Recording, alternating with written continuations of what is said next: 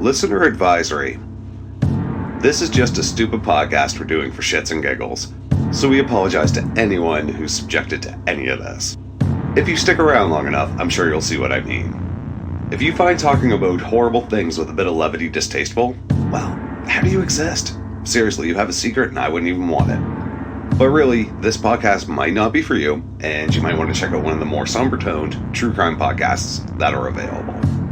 For those of you still listening, you sick and twisted fucks, welcome to the worst. If we did this right, hopefully you won't like yourself in the end, but you'll laugh. Hello and welcome to The Worst, the podcast of everything that is the worst.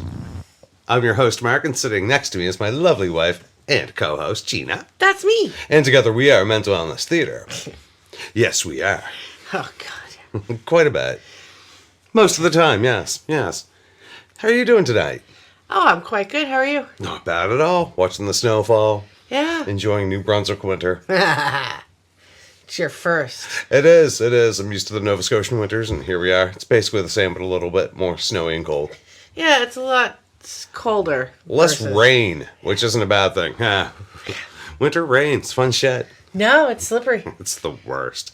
You want to hear a story? Yes, please. Well, today we're jumping into a pit of depravity with a story so gross that it's hard to believe at points. It's hard to believe that this is all true.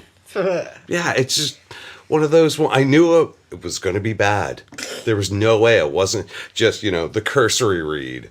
And then as you get into the details, it was like, oh, so that's a thing that happened. Oh, and that happened too. Oh, and he did that. Oh, good. Yeah, you name it. This guy probably did it to a body. Yep. Today we're doing the Joachim Kroll story. Oh. Yeah. I've heard a lot of complaining about this. Oh, he is disgusting. He is a filthy little German bastard. Gross. But I think I have one hot take that I think you're going to like because the hot take on who it's on, I know we both don't like. So it's going to be good. I would just put this out there.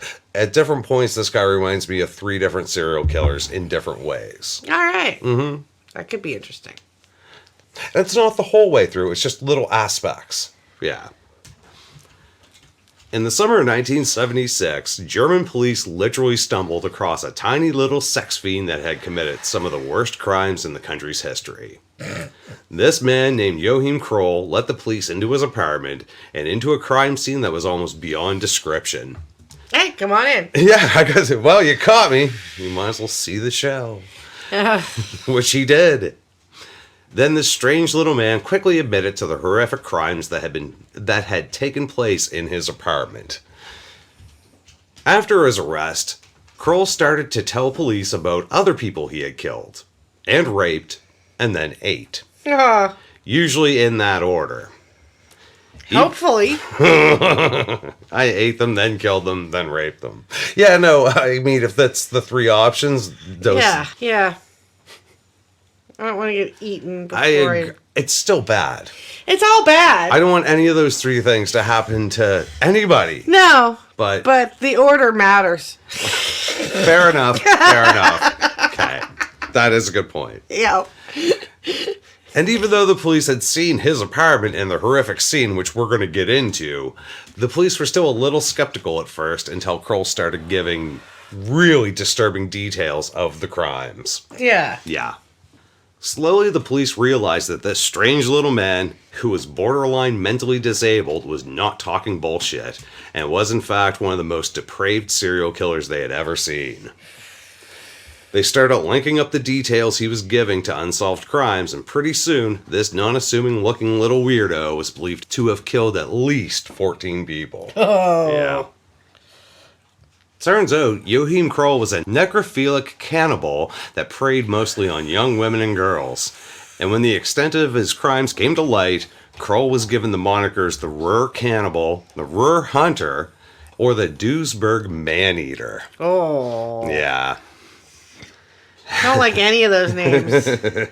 Yeah, because the Ruhr is the area that he worked. Like, I he assume hunted. so. Yeah, and I'm going to talk a little bit about the area, but just briefly. The Ruhr. The Ruhr region. R-U-H-R. I think that's how I always hear it. I have trouble with German. Not as much as fucking Russian, though. No. Fucking Anna Franco. And after he had fully confessed, it was revealed that Kroll had been hunting in the industrial Ruhr region of Western Germany for over 2 fucking decades.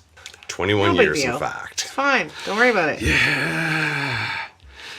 And like I said before, it's the details that make Kroll really stand out. Because, just get ready, this one gets gross fast. Yeah. You think I'm not ready for gross? Have you met me? I have, in fact. You're ready. Yeah, you're ready. Yeah. Everybody else, though. Yeah, this is going to be a rough, long one. Yeah. Joachim Kroll was born on April 17th, 1933, so, oh my god, he's an Aries. Oh, just like me. Just like me. Aww. Look out. And this was during the height of the Nazis' consolidation of power in Germany. So he came around at a really good time. Did he? Yeah, because this was about 2 months after the Reichstag fire and less than a month before the Enabling Act of 1933, which in short, the Reichstag fire was a false flag operation, basically to give Hitler uncontested power within Germany. Mm-hmm. And then the Enabling Act was basically an act for him to get even more power, so he was completely uncontested. Wow. Yeah, so this is literally the couple months where the Nazis become the face of Germany for the next couple decades, and everything goes very, very, very badly. Yeah. The Kroll family lived in Hindenburg, Upper Silesia, which is now in southern Poland, name of a town I'm not even going to try to pronounce because there are too many Zs. Oh. To put it bluntly, this is and will turn out to be a pretty rough place to live throughout history, especially after World War II. In a really condensed version of Silesia's history, it's basically a buffer zone between Poland, Austria, and Germany, and what was before Germany, the Holy Roman Empire. And it's had the shit kicked out of it because of that. These are 3 empires who don't like each other, and so Silesia is just like, hey, that's a good-looking battleground with resources. So let's use that. And then, of course, they got invaded by the Mongols at one point, just for, shits and giggles, because what can be worse than being caught in the crossroads of 3 empires fighting each other? Mongols. Yeah. Then they became a battleground for the Napoleonic Wars of the early 1800s. So this place has just been a shithole you don't want to be in at any point in history. No, it doesn't sound like a good spot. It's really not. And so this is where the Krolls are from. Yeah. Kroll was the youngest of 8 kids, or he was the 7th of 9 kids, depending on the source. Because this is 30s Germany. Yeah, right. Let's just say... They just kept shitting out kids. Whatever. Yeah, they had a lot of kids, and he was one of the youngest. Yeah. You got it. You understand. Yeah. At that point, you're just making enough that a few of them survive. Right. Yeah. Yeah. Either way, his early life was less than ideal, like most serial killers' early lives, and his father was especially hard on Kroll as he saw him as being stupid and weak. Which unfortunately was accurate, as Kroll would have a tested IQ of under 80 as an adult, and he was a very short, slight man his entire life. He's just a little tiny. Yeah. He's a dumb tiny. Dumb little guy. Yeah. And to top it off, Kroll was also a bedwetter as a child, which caused even more ridicule from the family. Yeah. Yeah, so you're dumb, you're weak, and you pee the bed. Right? You're not going to be Dad's favorite. No. No, absolutely not. You are nobody's favorite. Weird potato. Turns out this guy's a really fucking weird potato. While dealing with the disapproval of his father, Kroll also had to deal with what seemed to be a herd of really, really shitty siblings. Because it was obvious that their father disliked Kroll, and he was obviously the most hated child, his siblings started blaming things on him to avoid punishment themselves. Well, obviously, if we say that he did it, they're going to believe us. Dad's going to believe us because he fucking hates Joachim, so just say it was Joachim. Yeah. Siblings never do that kind of thing. No, absolutely not. And this invariably fucked him up from a very early age. Which it will do. That will do that sort of thing. Oh, yeah. He became the family scapegoat, and this conditioned him to being bullied by virtually everyone around him for the rest of his life. You know, they got him early. They got him used to it early. Mm-hmm. You're the one who's going to be blamed for everything. Just go with it. Yeah, right? It's Lean easier into this it. way. Yeah. Lean into it. About the only exception to this attitude in the family was his mother, who was nameless, no name given for either of the parents or any of the siblings I could find. Oh, none of them want to be named in any way, shape, or form with any association. No. After the story comes out. No. Good luck hunting me down. No. See ya. What? My brother? Didn't have a brother. What? I'm an only child. Yep. Yeah. I can see that, though. No, I never had any kids. Mm-hmm. Just fucking scatter. Poof. Family full of Kool-Aid, Yeah, just holes in the wall. Yeah, exactly. Whoosh. Gone. His mother was distant, but at least she didn't pile shit on Kroll, so she seemed to be the one who didn't blame him for everything. And this made her stand out from the rest of his very shitty family. Despite coming... It would. Yeah. You treated me like, 10% of a human being instead of 0% of a human being? Absolutely. That makes you stand out. Yeah. Yeah. Oh, it's going to do that. And it did, because it seems his mother was the only one from his family that Kroll ever had any feelings towards. Or at least non-murdery feelings. Yeah. Yeah, I'm not sure how he felt about his siblings later. But, there's probably some bitterness there. Possibly. It also didn't help much that, like I said, about the IQ of under 80, Kroll was developmentally delayed and had to attend special needs schools. And he only got a 3rd grade education before leaving school. Oh, that's not great. Yeah, that's not great. Now, I have to point something out. This is what I was laughing at earlier. This is in Nazi Germany, where they are specifically starting to kill their own mentally handicapped people. Right. In the 30s. So it makes me question how Aryan was Kroll, because he must have been a level of Aryan high enough to outweigh the developmentally delayed. Right. Had to be. Yeah. I mean, 80's low, but it's also not that low that we can fully just shuffle him off as a useless potato. I also think it's a little too low, because we're going to get into, I'll mention now, one of the serial killers he kind of reminds me of is Gary Ridgway, because he seems to have that sweet spot of below average intelligence, but smart enough to do small things to not get caught outright red-handed doing his crimes, but also dim enough to not really worry about it too much once the crime is over and he's away from the scene. He's got that sweet spot of stupidity. Yep. So I think he's actually smarter than an 80 IQ. Yeah. Like, he's still below average, but he reminds me in that sense of Gary Ridgway. Later during the war, Kroll was enlisted into the Hitler Youth. And this was in 1943 when he was 10. Ooh. Yeah. Because of his lack of physical and mental prowess, Kroll obviously had a fucking terrible time in the Hitler Youth, and he was eventually kicked out because of his total ineptitude. That's gonna hurt. Yeah. Because this is also the back half of the war, where shit's going really downhill. They're just throwing anyone in there. So and you're like, really bad. No, we can't even use you to sweep up. I'm willing to die for the Reich, and when I'm old enough, and they're just like, nah, you're not even worth it. Yeah, that's embarrassing.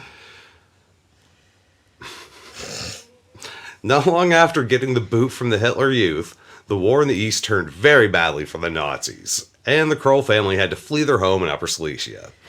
Yeah, it turned fast. This was in 1945, and Soviet forces were full-on invading Germany at the time. Because of this, families like the Krolls, they had to get the fuck out of the way, because these Russian forces, tiny bit pissed off about what had happened in their country because of, the Germans there. Yeah, Yeah, I don't think we really have to go into the war crimes of the Nazis, especially in Russia, but that's where they really cemented their name as pure fuck. I mean, they were really bad before the invasion of Russia, but once they get in there and start pounding around it goes downhill very quickly. They are not great people. Yeah. Slightly. There's no specific date detailing when the Kroll family got out of Silesia, but one report said it wasn't until 1947, well after the end of the war and Soviet occupation. So if that's true, the entire family saw a lot of people killed, a lot of people raped, a lot of horrible fucking things happen before getting out of Upper Silesia. So minor trauma. That might ruin you a little bit. And at that time, what? Joachim would have been 14 years old? Ugh. Yeah. Some nice formative years as the Soviets roll into your fucking hellhole German territory. Oh, yeah. And also during this time, his father was either killed by the Russians or taken POW, which is basically the same fate. Yeah. Yeah. Either way, you're not coming back. No. The Krolls landed in West Germany in 1947 and settled in the North Rhine region. The family was near fucking destitute because there's a herd of them and the father's gone now. Yeah. And the 8 or 9 of them shared a 2-room place. So they had 2 bedrooms for 8 or 9 people as a whole, with the mother and the... Was it 2 bedrooms or 2 rooms? I think it's hard. That one's hard to understand. Yeah, right. It's never quite said. It might just be for an open concept. Right. Because I've seen it. You know your shitty siblings? Now you can never get away from them. Fabulous. Lacking any education, Joachim found work as a farmhand because, I can shovel shit. Yeah. Right? And he quickly started getting bullied by other workers as well as the farm owner. Well, we gotta pick on somebody. Right. One day on the farm, Joachim had an experience that would color the rest of his life, which is almost never good when this happens on the farm. No. No. What do you think it is? Oh, it's not gonna be good. Joachim was involved in the slaughtering of a hog, and he found the experience extremely fulfilling, to the point that he had to leave at one point and go outside to compose himself. The fear of the pig, the sounds of the suffering, the sight of the blood, all of it had made something click in young Joachim, and he later said that witnessing the slaughter awakened both his sex drive and his bloodlust at the same time. That's always good to get those 2 things fucking mixed up. That is so bad. Yeah. You don't want to combine those. Surprisingly, the story goes downhill from here. Yeah, you don't say. Yeah, this is the beginning. Oh my god, that is... Yeah. So he's watching a hog get slaughtered, and it's watching it get slaughtered that gets him off. Yeah. Joachim said he felt a sensation that he would later call his, quote, funny feeling. And in the future, this funny feeling would almost always be the harbinger of murder. Oh, God. So not surprisingly, the young Joachim was not smooth with women. He showed interest in them, but his advances were... I want to slaughter you like a hog. Yeah, right. Did you see that Jesus hog? Christ. Did you hear it scream? Did you hear the blood or see the blood? Yeah, does that make you hot too? Oh, yeah. Am I weird? Fucking Christ. Joachim, we can all see your erection. It's making everybody uncomfortable. Yeah. Yeah. And we're people who slaughter hogs for a living, but this... This will not be the first time we talk, or the last time. What is this? This will not be the last time we talk about Joachim's erection. Oh, I wish it were. It wouldn't be a good story. So he showed interest in women, gross. But his advances were clumsy at best and always creepy as fuck. Well, yeah, you think? Yeah. Weird kid? Yeah, no, ew. One of his earliest experiences was when he made a pass at a milkmaid at the farm he worked. Hey, baby. And this pass was rejected. Apparently, it was more of him just walking up with his dick in his hand. It wasn't that bad, but it might as well have been that crude. You want to touch it? You game? I'm around. God damn it. And in his life... Good job, buddy. Good try. Swing and a miss. And in his entire life, Joachim would only have one normal sexual encounter with a woman. Yep. That's not what you want your record to be. On your resume. All right. One normal sexual experience with a human female. With a human female. And this experience was bad enough for him to give up on it for good. Oh my God. This happened later when he lived in Duisburg, when Joachim met a woman at a local bar, and the two eventually made it back to his place. As they messed around, Joachim prematurely ejaculated. Whoops. And the woman was not impressed. She had some choice words for him before leaving, and it was said she spread the word around the neighborhood that Joachim kind of lost it in his pants before sealing the deal. I mean... That was pretty much enough for him to be like, yeah, I'm done. Yeah, I'm done. And you know what? That didn't have to go that way. No, it didn't. But I mean, whatever. It's a big city. He's a creepy weirdo, and it's your first night together. I get it, but that didn't have to go that way. And if it hadn't, if she had responded differently, it's not like he shit himself. Yeah, right. All he did was come too soon. Strain into her. In the fucking list of things that can go wrong in a first sexual encounter.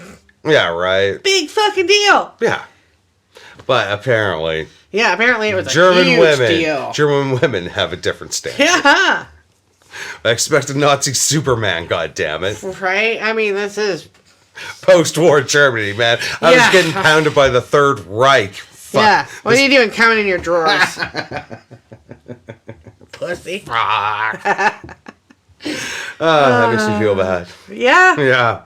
No, I feel bad for him for that, because they're like... Oh, yeah. I know he's a gross weirdo and shit, but I feel bad for him in that one specific instance, because that didn't have to go that way. Oh, guys never admit it, but the truth is, it's happened to everyone. Just like evidence. Right? It's happened, or at least on a one-off. Yeah, absolutely. It's happened to fucking everyone. Right? Yeah. And you can either make it a fucking big deal, and then it's fucking there forever in your head, wrecking sex, or you can fucking handle it like a mature adult and be like, all right, cool. That happened. Let's try again later. Yeah, right. Smoke joint. Let's do this. Yeah. You try having sexy time during a really gross fucking true crime podcast. Oh, man, I'm catching some details here. We gotta... Yeah. Shit, we forgot to turn that off, and now I can hear it. That got rough. Yeah.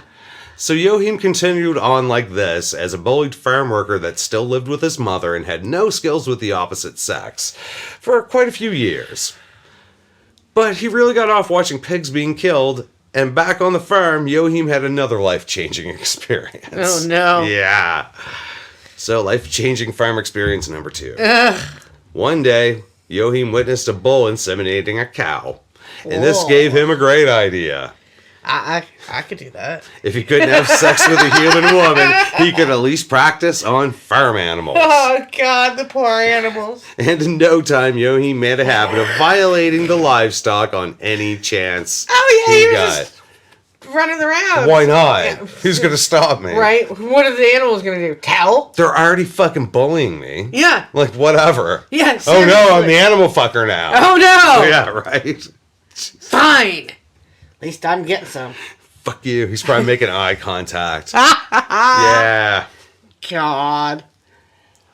Then at the age of 22, the animal fucking mentally touched Joachim lost what little stability he had left in his life when his mother died in January 1955. Even though the relationship was strained, it must have been one of the few things that kept Joachim from lashing out, because just weeks after the death of his mother, he would commit his first murder.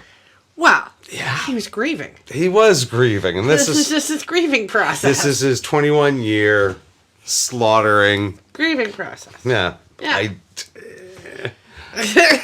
have problems. On February 8th, 1955, Kroll took a trip out of town to Ludinghausen, and right from the start, he began doing things that would become his signature as a killer. First was the decision to leave town to find a victim, as Kroll, much like fanboys' favorite Israel Keyes, almost exclusively killed in places away from his home. Well, yeah. Yep. Don't shit where you eat. And in fact, Kroll's habit for hunting humans was a stripped-down version of Israel Keyes' routine, just without the endless driving, and in the end, much more successful. Kroll would take a bus or later his moped to a different town, sometimes as close as 10 kilometers, sometimes up to a couple 100 kilometers away. And he would start looking for a victim. Yeah, alright. Kroll would usually find specific places in these towns where he liked to hunt, and he would go to these locations over and over again, just like Israel Keyes. Yeah. Yep. Kroll would spend endless hours trolling these areas until he found a suitable victim, which in the beginning were young, attractive women. Right. The next signature of Kroll was his preference for a quick kill, as he was the epitome of a product killer. I'm assuming if you're listening to this podcast, you know the difference between a product and a process killer, but, I mean, we can do it really quick. Product killer, you just want that body. How that person dies and what happens to them during that time does not matter. Right. Kill them quick, I want the body. Whereas a process killer, it matters how that person is killed and how they torture them. Because it's about that part of the ritual to them, whereas a product killer, the ritual comes after. Mm-hmm. Yeah. Exactly. And that's basically it. Like BTK, process. Yeah. Dennis Nilsson, product. Yeah. Kroll, he simply wanted his victim dead as fast as possible to avoid detection and so he could get down to his real business. Yeah. Yeah. And that brings us to his third signature, which is Kroll would sexually assault the bodies after the victim was dead. He would usually do this multiple times before masturbating on the corpse and leaving. He's not a nice guy. No. He's a dick. He's gross. Then Kroll would sometimes cut pieces from the bodies that were repeatedly described as, quote, steak-like. I was not huge on that terminology, and that's why I put it in the quote. But every fucking time he took steak-like pieces from the body, and it's like, stop it. Well, I'm just gonna have dinner. Stop it. Ugh, gross. Never look at a pork chop the same. No. Then Kroll would do little to hide the bodies beyond making sure they weren't left, in the plain view. Yeah, I'm not going to leave her in the middle of the street. I'm going to put her under the brush at the side of the street. Nailed it. You understand. Yeah. I'm not putting that much effort in, but I'll shove her out of the way a little bit. The Ridgeway. Yeah. Right? Just enough. Yeah. Just enough. Exactly. Mm-hmm.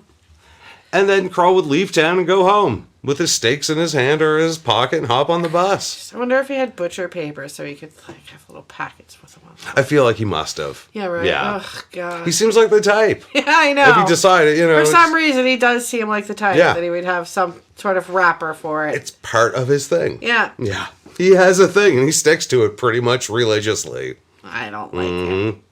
Ew. And most of these characteristics of Kroll's murder showed up in his first kill on February 8th, 1955. Kroll was trolling along a quiet road when he ran into 19-year-old Irmgard Stroll.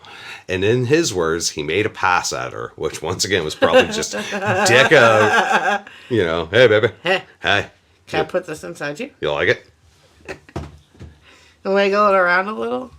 To be fair, it is a power move. Yeah. It's bold. It's very bold.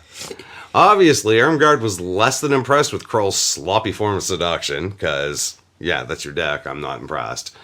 And she tried to get away from the strange little man with his dick in his hand, I'm assuming. Still just speculating there about the dick in the hand, but... I mean... It sounds about right. Yeah, it does. But as she tried to get away, Kroll grabbed Irmgard and wrestled her to the ground. During the struggle, Kroll pulled out a knife he had with him and stabbed Irmgard multiple times in the neck and upper body. That'll end it quick. Yeah. Apparently it didn't, though, because the death wasn't happening fast enough for Kroll, so he grabbed Irmgard's bra and used it to strangle the last bit of life out of her as she bled out. Jesus. Yeah, he likes fast. Yeah. He wants that body. I don't have time to wait for you to bleed out. Let's do this. Chop, chop, times money. Yeah. Come on. Got a schedule to keep. I gotta catch the bus hungry home. and I have to get the steak cut out of you after I'm done fucking you to exhaustion. So, die already. Come on. Gee. Oh, God, this guy is so fucking vile. Oh, just wait.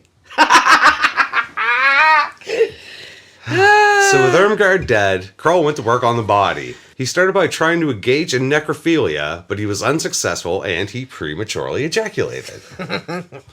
He couldn't get his pants undone fast enough. So I guess he didn't have his dick in his hands. Apparently not. Yeah. Or he did and he didn't quite. Yeah. I mean, they do give some detail in one account. Oh, no. Yeah, it just involved some impotence and some pushing rope and just... Things not working well. Yeah, and then just boop. Well, I guess that worked. Then, unfazed. Yeah. Keep laughing because it gets bad here. Unfazed, he proceeded to disembowel Irmgard's body in a way similar to how he had seen pigs butchered on the farm. Kroll then rallied and masturbated on the body before finishing with a flourish he would never repeat. After this sex fest and butchering of the body, Kroll defecated at the crime scene, with some sources saying it was in Irmgard's body. Oh, God. Well, of course it was. I mean, if I'm going to take a shit, I'm definitely going to take a shit disemboweled inside her. of her. Yeah. So my question is, has anyone ever come in this hot for a first murder? I don't think so. Because, spoiler alert, he never disembowels like that again. Like, this is more intense than the rest of his murders, I would say. And I find that very interesting. That is weird that he would de-escalate. You know, like, no, he's not killing people after this. But yeah, like, kind of de-escalate his ritual. It could have been as simple as he was grossed out by... Yeah, right? Ugh. Yeah. Guts are gross. Yeah. That was not as fun as I thought. Not going to do that again. Right. The rest of it, though, perfect. Yeah, exactly. Nailed it. Yeah. I didn't have any toilet paper with me either, so even though I shit in her, which seemed funny at the time. It was a mess. Yeah, it was a lot to deal with later. Irmgard's... Do you not isolate that audio? It's all isolated. Yeah, I'm making a case. Love my honey. Love my honey. Irmgard's body was later found either 1, 2, or 5 days after the murder, depending on the source, in a barn near the road where she had met Kroll.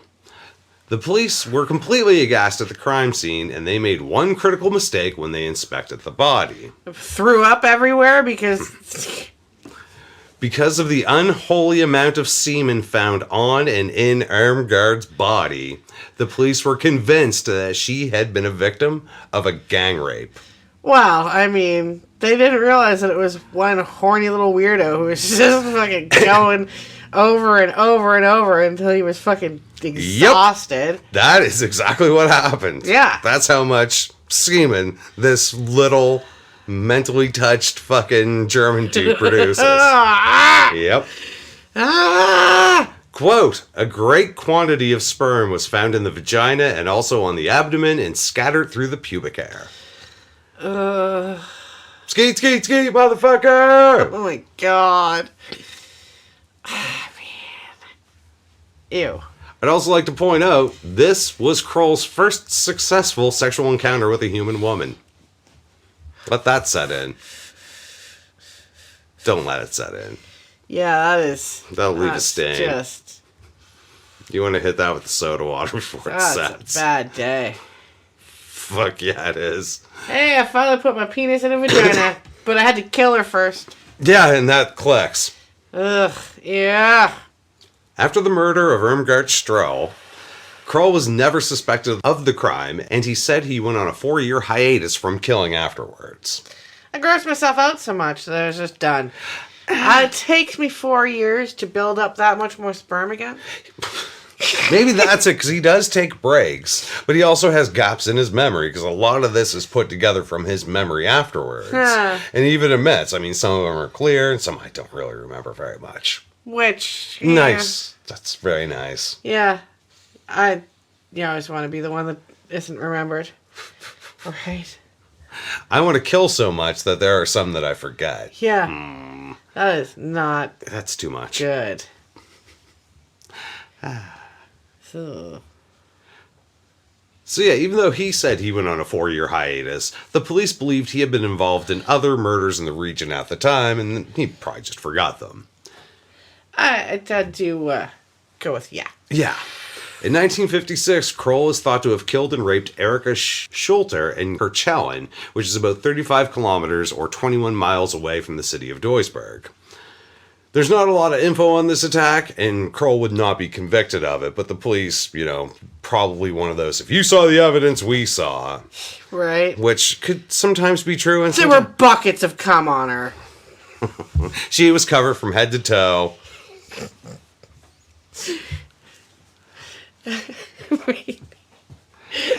I mean, fair enough, though. Yeah. That's a fucking marker. Yeah. He has a lot of markers. Yeah, he does. Mm-hmm. Jesus Christ. In 1957, Kroll moved to Duisburg, and this would be where he made his name. As a major city in Germany's highly industrialized and populated rural region, living here gave Kroll the ability to travel just short distances, to be completely out of town, and be able to murder away from his home. So convenient. Because it is weird, too. The rural region, Germany's strange when you look at their cities. They have a couple huge cities like Berlin and shit, and then they have tons of cities that are a couple 100,000 people. And in the rural, there's just a string of these cities, just a pocket. So you don't have to go very far from one major city to another. And of course, there are little towns and villages in between. So literally, you can go 10 kilometers and you're well out of your own city in a completely different place. That's cool. Mm-hmm. Especially if you're a serial killer. Yeah. Yeah. This guy didn't need the highways in his car. He had public transit in Germany. Yeah. In 1959, Kroll committed 2 attacks in virtually the same place in Rheinwiesen, just across the Rhine River from Duisburg. On March 24th, Kroll attacked a woman only known as Erika, and this attack may have not been successful. It's hard to tell, once again, not much info. And on June 16th, he attacked 24-year-old Clara Tesmer. Kroll made another clumsy pass at Tesmer, and when she resisted, Kroll fought her to the ground before strangling her, which is his thing. Yeah. Make a pass, bite her to the ground, strangle. Yeah. Of course, he sexually assaulted the body before leaving the scene, this time only leaving a normal human amount of semen. Clara's body was found the next day by a group of boys riding their bikes by the river. Yeah, that's a rough day. Yeah, right. And this is where another trait of Kroll's crimes comes into play, although he had nothing to do with it. A shocking, and I mean shocking, amount of innocent people were accused of Kroll's crimes, and it would destroy all of their fucking lives. That's a fun coincidence. In Tesmer's murder, a local mechanic named Heinrich Ott was accused of killing her, and he would later kill himself while in jail. There was also another man named just Gunter K, who was also suspected. Where is it? Yeah, he couldn't provide an alibi, and so just because of that, he was locked up for 6 months. Oh, that sucks. Yep. He was released from prison, but, it's still a stain on his reputation in the community. Yeah. Which it'll do. Right, because how many people are going to be like, oh yeah, he totally didn't do it. Yeah, right. Just over a month after Clara's murder, Kroll murdered 16-year-old Manuela Knott in the city of Essen. This is a major rural town about 20 kilometers or 35 miles from Duisburg. On July 26, 1959, Kroll was trolling the park when he encountered Knott. He overpowered her and strangled her. And once she was dead, Kroll sexually assaulted the body before masturbating on it. Like I said, he's got a set menu. He does, yeah. Absolutely does. And this time, he left an unholy amount of semen on her pubic area, face, and hair. Mm. Which I will point out, that is some amateur shit. You never get semen in the hair. Yeah, that's just... You are not a gentleman, sir. No. He is murdering teenage girls and then raping the body, so... he wasn't a gentleman to begin with, but he's really... Fear that ship has sailed. Oh, it has. Slightly. Yeah, so coming back from this and reclaiming gentleman status. But Kroll wasn't done, as this was the first time he took, quote, steak slices. Steak-like slices from Manuel's body, particularly from her buttocks and thighs. Well, yeah. It's the meaty bits. Uh-huh. When he got home, Kroll would dip his toe into cannibalism by cooking up these meaty bits and consuming them. Ugh. Yeah.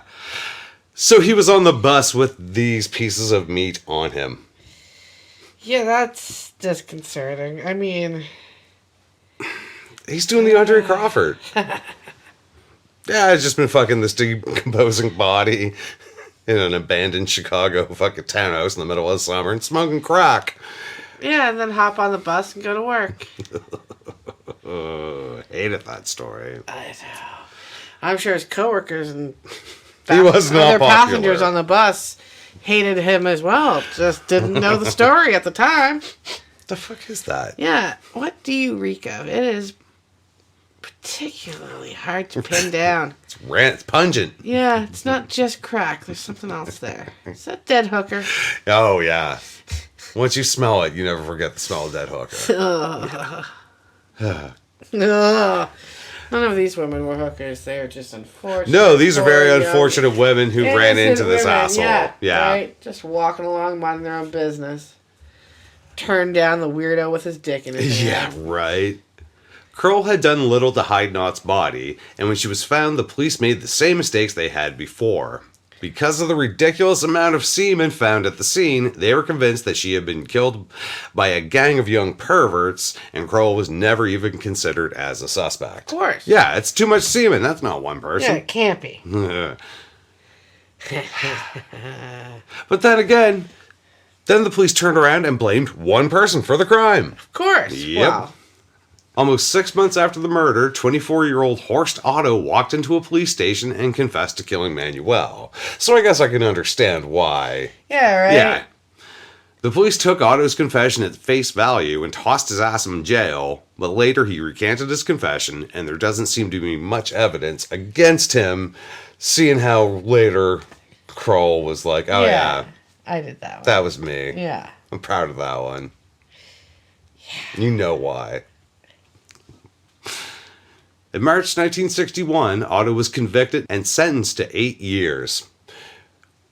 Which to me seems light, which...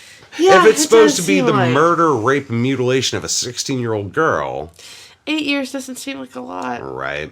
I mean, I don't know much about the German justice system. It's fucking weird, but still. Yeah, that still doesn't seem like a lot. Yeah. And this was later reduced to 6 years. So he was released in April 1965. Oh. Which is actually 4 years. So I guess good behavior? Or they knew he didn't actually do it. Yeah, right? They got him in there and we're like, oh wait, this guy's Yep. just crazy. Yeah, but we can't really admit we locked him up, so we'll just Yeah. kind of push him through as fast as possible. and, Exactly. it's the same thing. Yeah. Yeah. Yeah. Either way, we can write it off as solved. Still off our books, fuck Yeah. you. Ah. As Kroll rolled into the 60s, it seems like he had a nearly 3-year break in his killings from August 1959 to sometime in 1962. Either that or Kroll had forgotten the details of any murders from this time, making it impossible to link them to him, which is also possible. Right. Yeah.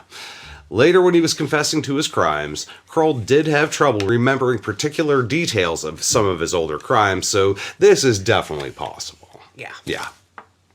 Whatever the case may be, Kroll jumped into 1962 with a fucking gusto. On April 23rd, 1962, which was Easter Monday, Happy Easter, Hey. Kroll went to the town of Dinsloch and Bruckenhausen. Oh. Yeah. That's a mouthful. About 13 kilometers or 8 miles outside Duisburg. And that's where he spotted 13-year-old Petra Gies. Oh. And, yeah, he spotted her at a local fair. Kroll spotted her at a local fair and lured her away to a nearby forest, where he strangled her with her own scarf before violating her body. Because, of course, that's what he did. Well, that's his jam. That's what this fucking asshole does. Yeah. Yeah. Kroll then cut off both of Petra's buttocks, as well as her left arm below the elbow. And these parts were never found, so... I got questions about the arm. different kind of meat. Maybe? I was going to use her hand to wank off. No, it's for the meat. I'm much happier with that. I'm creative. So with his work done, Kroll then hopped on the bus and went home. Once again, carrying little girl bits on the bus. Oh, yeah. Including a full forearm and hand. Yeah. It's fine. Fuck. Petra's body was found in some bushes the next day. And take a guess what the police found. Ungodly amounts of semen on this poor innocent child. You nailed it. Fuck. So it's clearly a roving gang again. Obviously. But once again, they pinned it on one guy. Yeah. Yeah, it's a roving gang of gang rapists, but, it keeps being one local pervert. That we keep Well, I'm pinning glad every to time. see that their police force is about as high quality as Canada's. This time, the police suspected a single person, 52-year-old Vincenz Kewen, a minor sex offender, although what kind of offenses he had, it's not specified, so... I mean, she was 13, maybe he had a predilection there, like, we can put pressure on this guy, he's a local known pervert. Absolutely. I get going after, Yeah. There are obvious suspects in every case. Absolutely. That doesn't mean they did it, though. No, but it's someone you're going to look at. Yeah. Yeah. Kewen was arrested and convicted of Petra Gies's murder, and he was sentenced to 12 years in prison with psychiatric treatment. Strangely, for such a brutal crime, Kewen was released in just 6 years.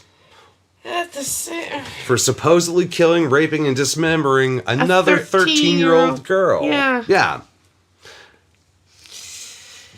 Seems light. Once again, it kind of seems like a sentence you would give someone you knew didn't actually commit that crime. Right. I mean, I'm giving... there's also the mental hospital aspect, where it does seem like they are making an effort to treat someone. And to be fair... Even though he didn't commit this crime. I don't know much about the German legal system at the time in psychiatry, but I do know post-war they try to make pretty light sentences to show they're not a bunch of fucking crazed animals, right? Yeah. Like, it's a time where their sentencing is quite light, and they do a lot of psychiatric because they see that as, an option compared to just jailing people. Right. Mm-hmm. But any which way, that's person either number 3 or 4 suspected of a crime that Kroll committed. Yeah. Yeah. And it keeps going up. Just over a month later, on June 4th, 1962, Kroll went back to Dinslaken-Brockenhusen to find his next victim. This time 12-year-old, although some places say 13-year-old, Monica Taffel. Yeah, he did. Gross. Oh, wait, it gets worse, too. It's weird. They're all right around the age he was when he saw that first pig slaughtered, huh? Yeah, right around. They would be a couple years younger, but still. Yeah. Very close. It's in the range. Yeah, it is. Yeah. Monica was on her way to school that day, but she never showed up, and it would be a week before her body was found. Kroll abducted and strangled Monica before having sex with her body. Of course. Then finished by masturbating on the corpse. Yep. He has found himself. He's in a groove. Yeah, he is. Bad fucking groove. Yeah, this guy's an asshole. Kroll then cut steak-sized pieces of meat from Monica's buttocks and back, and this time there was evidence that Kroll may have attempted to eat some of the meaty bits raw right there at the crime scene. Yeah, I was hungry. All I can hear is Gordon Ramsay. Raw! He then took what was left of the meat and busted home. He has a thing. He likes carrying his human meat packets on the bus. And guess what happened again? Oh, God. Another innocent man was suspected of killing Monica Taffel, and Kroll skated free. 34-year-old Walter Kvicker, a pedophile and ex-legionnaire, was connected to the murder by the police. I'm not sure what the connection is, but I think some people saw him with her that day or in the area. It wasn't much of a connection. Yeah. But after intense questioning, Kvicker was cleared of any wrongdoing in the case, but his life was already completely fucked by the implication because the police are questioning him about this dead little girl. Yeah. Yeah. This dead, partially eaten. Yeah. Glazed child. Yeah. Local Yeah, your life's done. If Yeah, you brought at in that on point. that. Yeah. Oh, God, yeah. Yeah. You're not coming back from that. No, because there are always people who are going to believe it, even if you are innocent. You do not want to be questioned. Yeah. In one of those matters. No, it's not going to Especially intense questioning. Right. Yeah. Ugh. Local shops refused to serve Kveker. People refused to talk to him, and some people were saying shit right to his face. Like, yeah, you killed her, you motherfucker. Oh, God, yeah. Yeah. Eventually, the rumors took their toll, and on October 5th, 1962, just 4 months after Monica's murder, Kveker went to a place not far from where Monica's body was found, and he hung himself. Shocker. Yeah. This guy's such a dick. Yeah. That's victim number 4 or 5. Right. That has been accused of Kroll's crimes and had their life completely destroyed or died. Yeah, which... Also, at an unspecified time in 1962, Kroll took a road trip to Burscheid, 70 kilometers or 44 miles from Duisburg. There, he murdered and sexually assaulted the body of 12-year-old Barbara Bruder. Bruder's body was never found, and Kroll said he took no meat from the body, and there's no word how much semen he left at the scene. Right. Yeah. It's pretty gross for a killer when you have to bring up that detail on the kills. Yeah. I didn't take any meat first time. Yeah. That's fucking gross, dude. Ew. Then this was followed by another 3-year break in Kroll's killings, or as best as he can remember. Yeah. Sure. And then he went way out of his comfort zone in August 1965, and this would lead to Kroll killing his only male victim. Huh. Yeah, he goes very off script here. Huh. 3 years off, and he wanted to try something different. Yeah, I was experimenting. Right. There's a time for experimentation, and it's college. Yeah, right? Yeah. On August 22nd, 1965, Kroll was lurking around a lover's lane in Grossenbaum, 9 kilometers or 5.5 miles from Duisburg. There, he happened upon a couple having sex in their car, and being a little creep, he sat there listening to them for a while, because he's a disgusting fucking human being. Yeah. Yeah.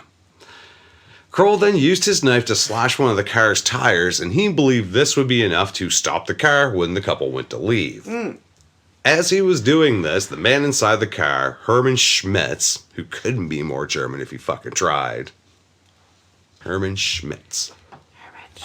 He noticed something outside.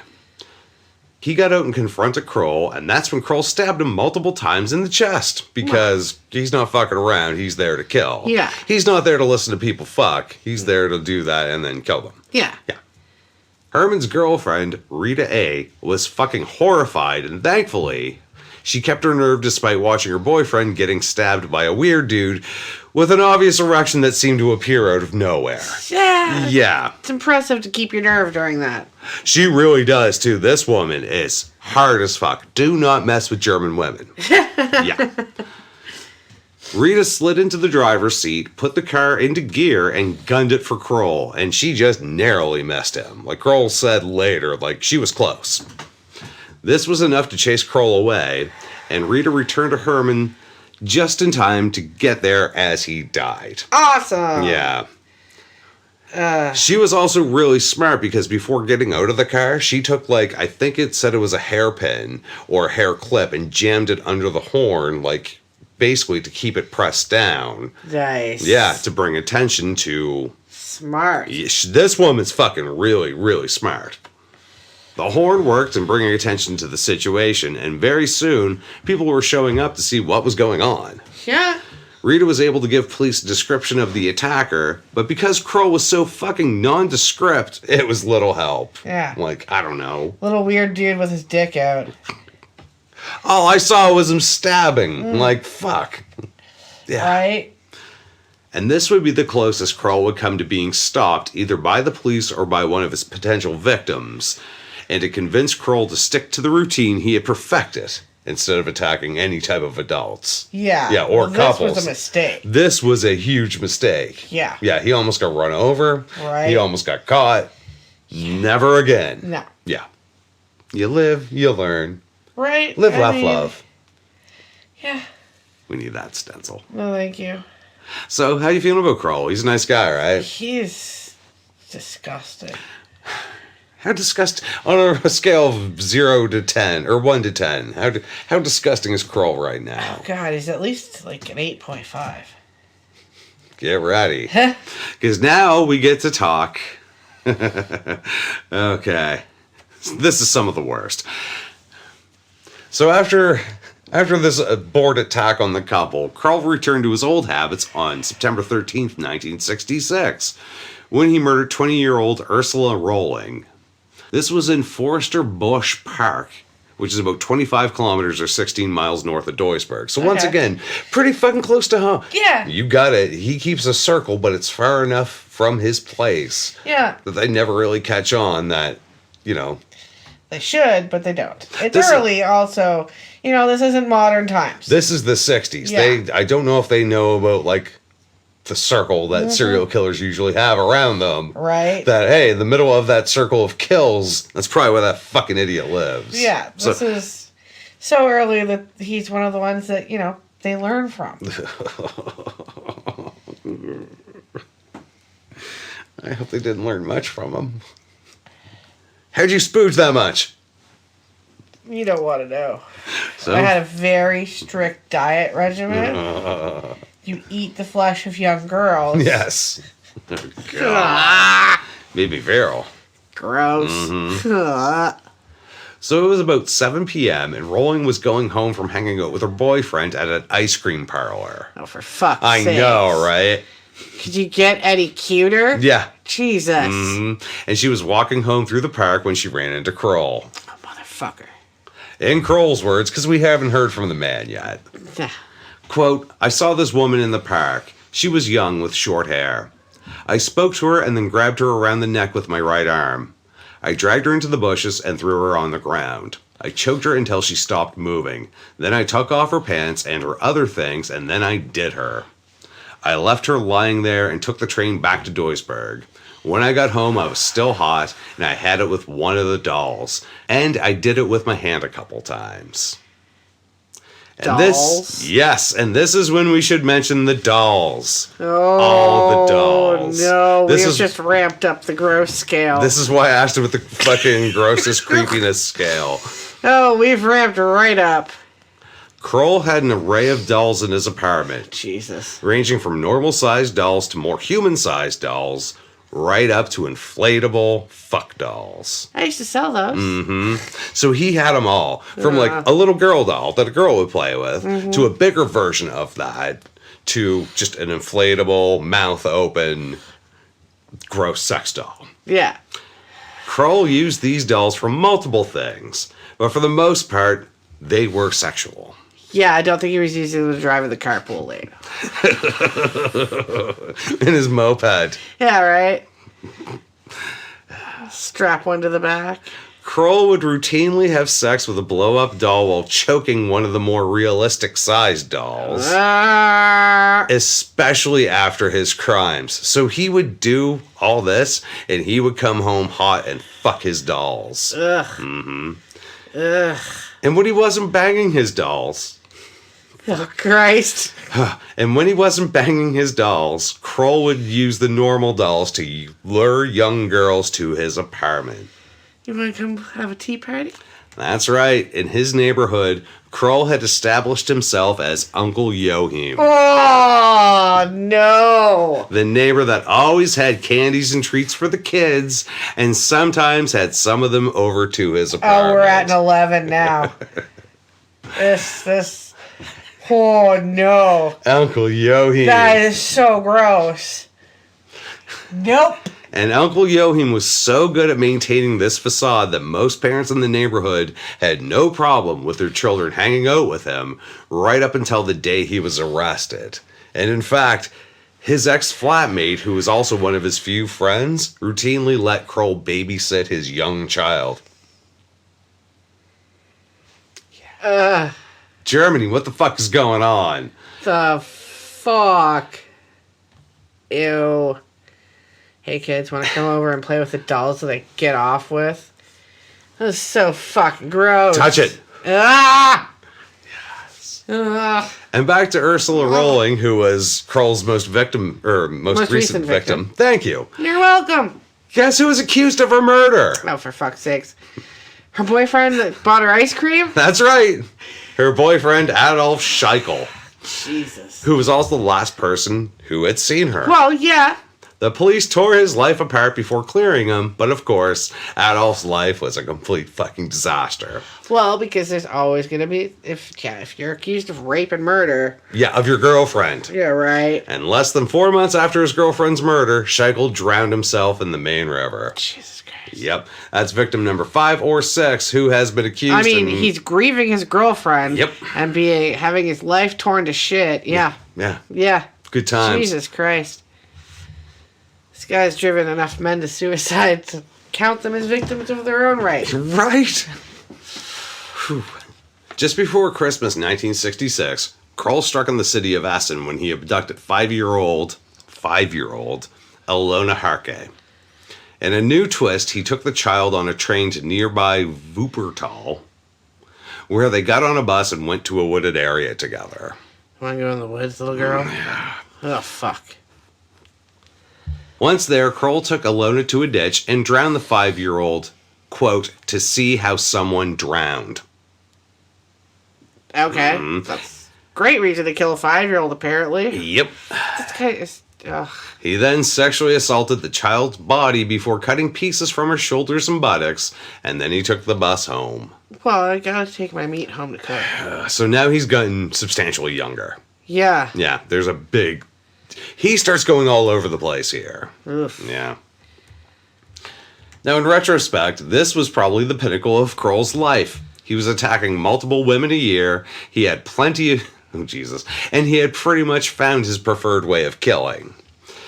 He had his dolls to choke and fuck so he didn't have to kill every day. And he had found a stable job as a bathroom attendant in a local factory. Yeah. And somehow, other people kept getting charged for his crimes because, like I mentioned, he had the magic Gary Ridgway level of dimness. Yeah. Smart enough to avoid being caught in the act, but dumb enough not to worry about it afterwards very much. Yeah. Yep. Plus, he was growing his neighborhood identity as the creepy Uncle Joachim. Everything was looking up for Kroll in 1966 and 67. Yeah, he was having a great old time. It was his summer of love. Ugh. Spunky. His summer of love was spunky.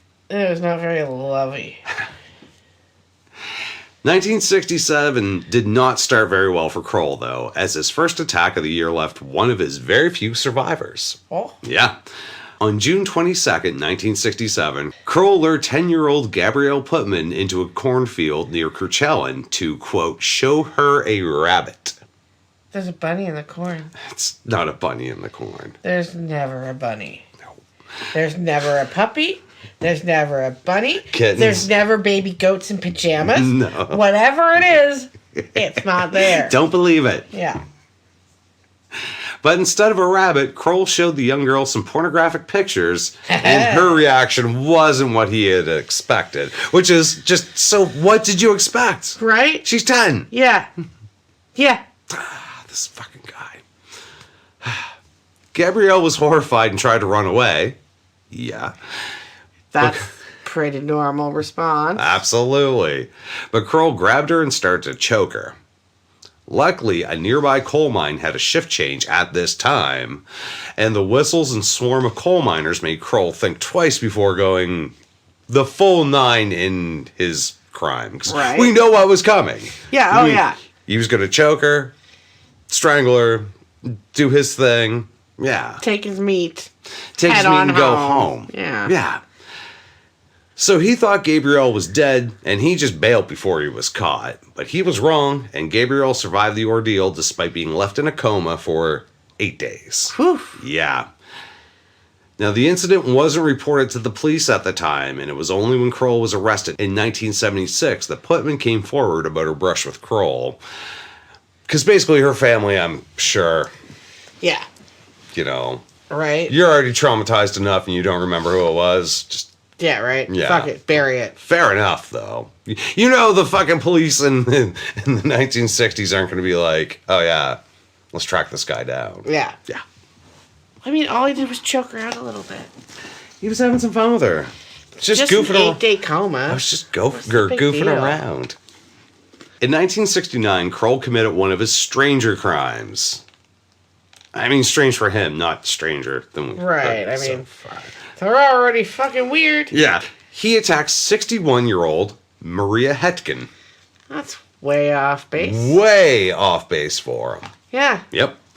On July 12th, Kroll traveled to Essen to go for a hunt, and when he saw Maria, he said he got one of his funny feelings. That one. Yep. And he described it as a tickling feeling all over. I got the magic tickle. I don't like that description. He said he had made... Of course, he said he made an advance towards her, and she baby. declined. Yeah, I'm a 61-year-old German woman. I want nothing to do with you, weirdo. And So fuck are you talking to me for? What's Go happening away. here? So he hit her. They fell into some bushes where he raped her and strangled her. Probably course. the other way around. Right, yeah, because we know he's not even trying until you're dead. right. Which, yeah. That is a big part of his thing. Yeah. Kroll took no slices from Maria's body, and by the time her body was found the next day, Kroll was long gone. Of course. Yeah, so of course they have no idea who the fuck it was. No. This time no one gets blamed, apparently, though. Wow. We She did it just- to herself. We stopped reporting it. It was getting depressing. It just sucks putting it up in the papers and then being Yeah, like, right? whoops. Yeah. This keeps happening. Weird. Wait. Are we bad at this? No. To be fair, though, like we said, this is the late 60s, early 70s. Exactly. There wasn't even a term for serial killers yet. No. This was not the thing. DNA wasn't a thing. There was none of the stuff that modern investigations have to kind of benefit them. Like, they knew what they were doing with what they had, but yeah. if you took a modern police officer and put them back there, they'd be lost. Yeah. Yeah. On May 21st, 1970, Kroll was back patrolling the area where he had attacked Gabriel Putman, and that was the failed attempt with the 10-year-old, and I've got the rabbit to show you. Yeah, the bunny Yeah. in the corn. And while there, he saw 13-year-old Yuta Ron. Yuta was taking a path through the woods from the train station to her house when Kroll grabbed her. Hey, Yuta. Yeah, never take the path. No. Kroll strangled Yuta and sexually assaulted the body, but he didn't take any stakes this time. Weird. Not hungry? He fluctuates on the stakes. Yeah. Always the sexual assault, but Some of them taste better than I don't get it. he'll mention that, but it also makes no sense. Yeah, I wouldn't expect anything about his reasoning to make fucking sense, to be fair. That is very, very fair. Yeah, Yeah. I mean, I think you have a point. yeah. This guy doesn't make much sense. You're right. Yeah. Look at his choices in life. Some pretty poor ones. When Yuta didn't come home that day, her family became concerned, and unfortunately, her body was found later that day by her father. Oh, that's rough. Yeah, that's a bad detail. Yeah. And thankfully, for the final time at least, another man was suspected of the murder of Yuta. Oh, Jesus Christ. Now, this time, don't feel too bad. Okay. Okay, it was her boyfriend, Peter Shea. This guy was 20 years old, and Yuta was 13. That's so gross. Yeah. And, you know, he was accused, he was questioned, blah, blah, blah. Shea did not kill himself. He was in custody and held for 15 months. When he was released, he just left and moved to the Netherlands. I mean, You were 20 years old with a 13-year-old and you're not dead, you're doing okay. yeah. Oh, yeah. Yeah. But still, that's either the 6th or 7th person accused of one of Kroll's crimes that didn't do it. Fuck is a 13-year-old and a 20-year-old doing dating? That's fucking gross. Yeah. I didn't catch that at first either. And I was like, wait. She's 13. really gross. It's pedo land. Oh, yeah. They should have been questioning this you a isn't long even like time borderline. ago. No. This is deep into. Yeah, gross. this isn't, you're 17, she's 15. Yeah, right. Yeah. No, this is super gross. You're a young adult and she's a child. Yeah. Yeah, she's an old child. But you know what I mean. If Right. you do from child to, she was a hard 13. No, I don't think she was. Hopefully not. Right. Yeah. Fuck. Now, Kroll, he hadn't lived hard, but at this point, he seemed much older than his age. Thus, Uncle Joachim, right? Right. Yeah. And in his late 30s, he started developing problems with the blood vessels in his legs. This condition was so bad that Kroll had major surgery in 1973, and afterwards, he wasn't quite as spry as he once was. Shocker. Yeah. And this lack of mobility would lead to his eventual capture 3 years later in 1976. Good. But Kroll wasn't done quite yet. At an unspecified time in 1976, he strangled and sexually assaulted the corpse of Karen Topfer, a 10-year-old Kroll had abducted on her way to school. Well, of course. Little evidence was found to link Kroll to this murder, and subsequently, he was not charged for it. Of course not. Yeah. But that one, it's pretty close to when he's caught, so I'm pretty sure he's pretty clear on that one. Yeah. Try to remember. He's going to remember. Because I understand, he's caught in 76. They're asking him about stuff in the early 60s. Right. Like right now in 2022, ask me about stuff from like 2008. Yeah. I don't fucking know. Yeah, right. I was around. Yeah. I was doing stuff. That's probably Gus's. I was smoking joints somewhere. Yeah. On July 3rd, 1976, Kroll would commit his final murder. Finally, the last one. We made it. With his mobility severely limited, Kroll decided to take a victim from his own neighborhood for the first time.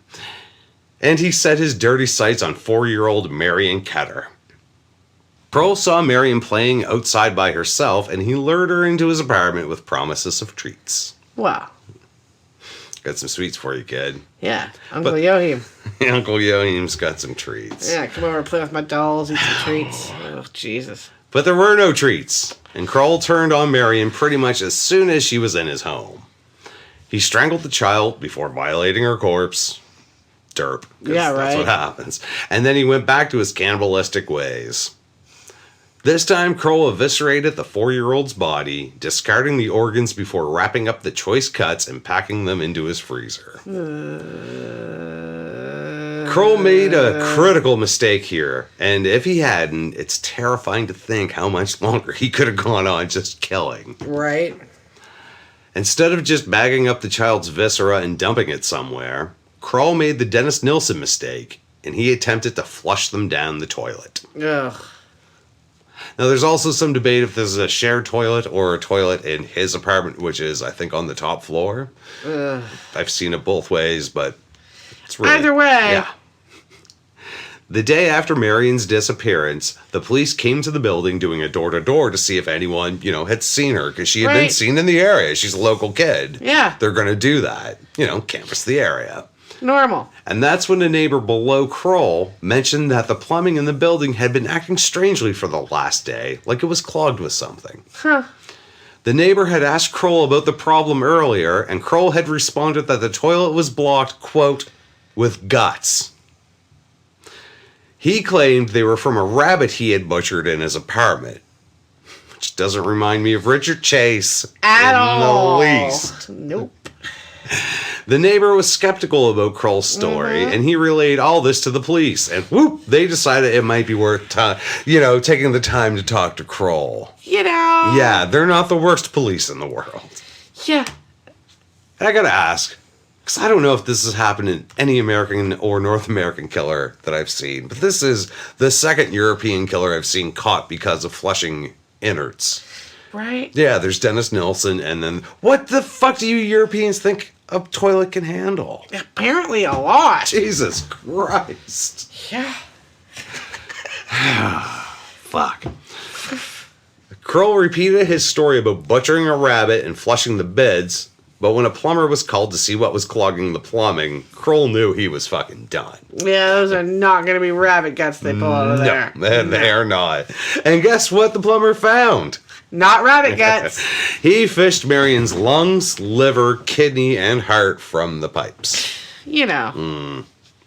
Kroll then sheepishly led the police to the refrigerator of his apartment, where neat stacks of human child steaks were chilling. You know. And then he directed them to a pan he had on the stove. When an officer God. lifted the lid, he saw Kroll was making a meal of potatoes, carrots, and the little girl's chopped off hand. Ah! So once again, better Israel Keys. Yeah. Because Israel Keys, the reason he's caught is that he kills close to home, and he had no fucking reason to do it except that he was a lazy bastard. Yep. He got tired of doing all the legwork, and he's, well, I'm just going to do it close to home. At least Kroll had an excuse. Yep. I can't move. Yep. I did it Not with as mobile as I used to be. I did it with a fucking moped and a bus ticket, motherfucker. Yeah. You're buying plane tickets and rental cars and yep. spending all your time behind the wheel. I'm out there. I'm hunting, motherfucker. Ugh. So that's what I'm saying. Israel Keys, you piece of shit, you were beaten by a mentally disabled dude in the fucking 60s and 70s. Yep. He did your job better than you fucking misery, new metal ass fucking hat. Tell us how you really feel about Israel Keys, honey. And to all the fanboys, fuck you too. Yeah. Fuck, I hate Israel Keys. Just fucking wiener. He is a wiener. His poetry. Yeah, God. After his arrest, the police actually went pretty gently on Kroll during questioning, as it quickly became apparent that he was not going to respond to hard questioning. Yeah. Like, when they came at him hard, he just shut down. I'm not saying anything. Yeah. Yeah. The police decided to grant his request for food like cake. You want something to eat? I'd like some cake. Fine. Get him some cake. And they simply talked to him and played games of cards with him before getting down to questioning. And this tactic worked. Slowly, Kroll opened up about his crimes, and eventually, he would confess to a total of 14 murders over a 21-year span. You know. He was especially adept at taking the police to areas where he had killed and describing the details of the kills. And the police quickly put together a case for 8 of these murders. Yeah. Yeah. Now, for some reasons... So, on the creepiness scale, where's Kroll right now? Oh, he's 11. Get ready for one last shot of it. Oh, God. For some reasons I will never understand. Kroll was allowed to reenact his crimes with a female police officer standing in place for his victims on some of these trips. Ew. Kroll would get on top of this poor woman and show the police exactly how he had killed other similar women, and this was done in front of a rabid press that plastered pictures of it on the front pages the next day. What the fuck, Germany? Yeah. There are pictures of this. Fuck, the look on that terrified female police officer's face as this guy play acts his murders on top of her with, I'm sure, a fucking throbbing boner just pressed into her. You know he was fully erect doing this. This is... Yeah, Why are we doing this, guys? What the fuck? Kroll explained to the police that he preferred young victims because they made better meat, and he claimed... And he claimed he only started eating people because of the high price of meat in post-war Germany. He's the real victim. Yeah. It's inflation's fault, not his. Jesus Christ. Later during his killings, Kroll claimed he would choose victims based on what he thought they would taste like. Yeah. Yeah. She looks like she'll be good in stew. Slurp, slurp. Fucking gross. For his part, Kroll's slowness was evident when he explained what he thought would happen to him after he was caught. Huh? Kroll believed he would be given a surgery that would cure him of his corpse... fucking cannibalistic ways, and he didn't seem to realize that he would be punished instead. He really thought, yeah, you guys will just give me the surgery. And Yeah, just fix me, right? Yeah, right? Yeah. Something's wrong with me, fix me. Yeah. Yeah. Fix it, make me better, turn me out. this isn't what happened, and he was, in fact, punished, and Kroll was convicted and given 8 life sentences for his crimes. Good.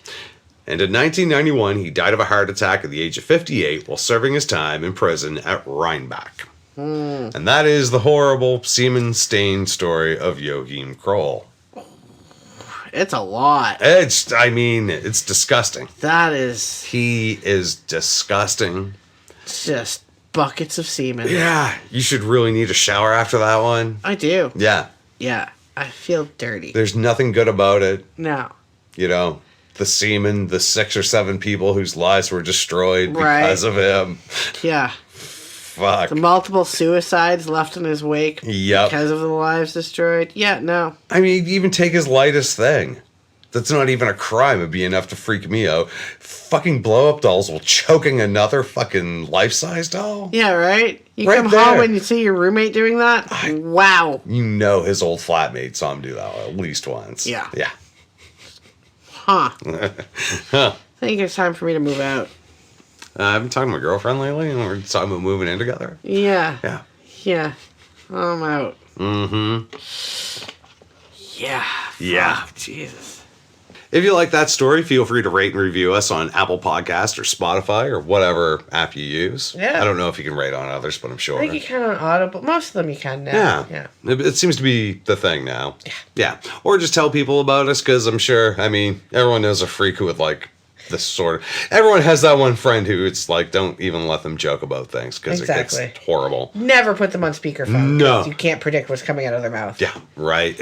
You know when to let these people loose. Yeah. Yeah. That's who we're looking for. Yeah. And we have a producer, of course. Huge thanks to Mickey Gorman, as always, for your support. Right. Yes. And until next time, have fun and play safe. Bye. Bye. You can email us at mentalillnesstheater@gmail.com. And you can find us on social media at Mental Illness Theater, The Worst on Facebook, Mental Illness Theater on Patreon, and Unicorn Holes on Instagram.